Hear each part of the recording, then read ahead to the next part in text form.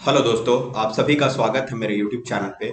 आज की इस वीडियो में हम देखने वाले हैं कि जो फाइनेंस मिनिस्टर है निर्मला सीतारमण जी, कल उन्होंने जो पब्लिक सेक्टर बैंक्स हैं, जिस तरह से पीएसयूज हैं, पब्लिक सेक्टर यूनिट्स, जो गवर्नमेंट कंट्रोल्ड एंटिटीज हैं, यानी कि गवर्नमेंट की एंटिटीज हैं, इसी तरीके से गवर्नमेंट के बैंक्स भी हैं जो जिनको कि पब्लिक सेक्टर बैंक्स यानी पीएसबीज बोलते हैं।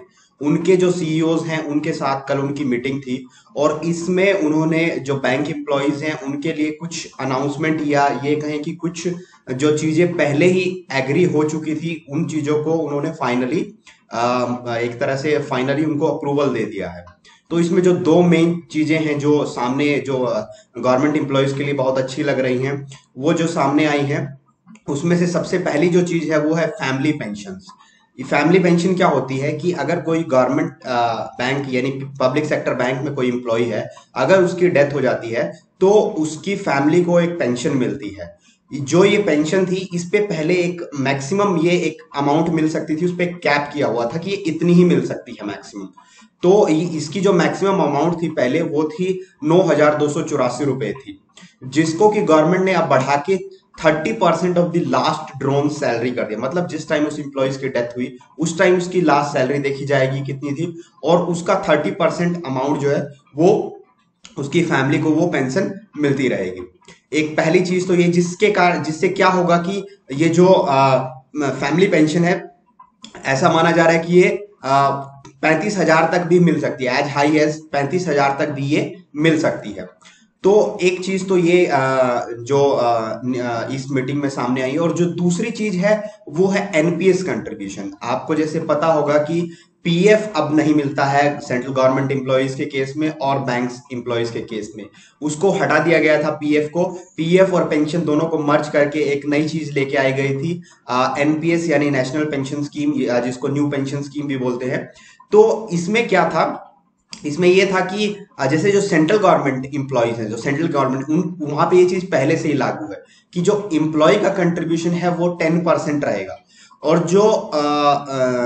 जो एम्प्लॉयर है उसका कंट्रीब्यूशन 14% रहेगा। तो सेंट्रल गवर्नमेंट के केस में एम्प्लॉयर कौन है, इटसेल्फ जो गवर्नमेंट है वही वहां पे एम्प्लॉयर है। तो ये चीज पहले ही सेंट्रल गवर्नमेंट के केस में एग्री, मतलब ये चीज इंप्लीमेंट हो चुकी है। लेकिन बैंक्स के केस में ये चीज पहले से चल रही थी, और जो 11th जो बाईपार्टाइट सेटलमेंट हुआ था वेजेस पे, जिसको कि इंडियन बैंक्स एसोसिएशन यानी आईबीए ने साइन किया था और बैंकिंग यूनियन के साथ 11 नवंबर 2020 को, उसमें भी ये बातें चल रही थी कि इस चीज को जो बैंकर्स हैं यानी कि जो बैंक एम्प्लॉयज है उनके लिए भी ये चीज सेम होनी चाहिए, यानी कि जो एम्प्लॉय का कंट्रीब्यूशन है वो 10% होना चाहिए और जो एम्प्लॉयर का कंट्रीब्यूशन है वो 14% होना चाहिए। हालांकि बैंक्स के केस में ये पहले 10% एम्प्लॉय का कंट्रीब्यूशन था और 10% ही एम्प्लॉयर का कंट्रीब्यूशन था, लेकिन अभी इसको बढ़ाकर, इस चीज को भी बढ़ाकर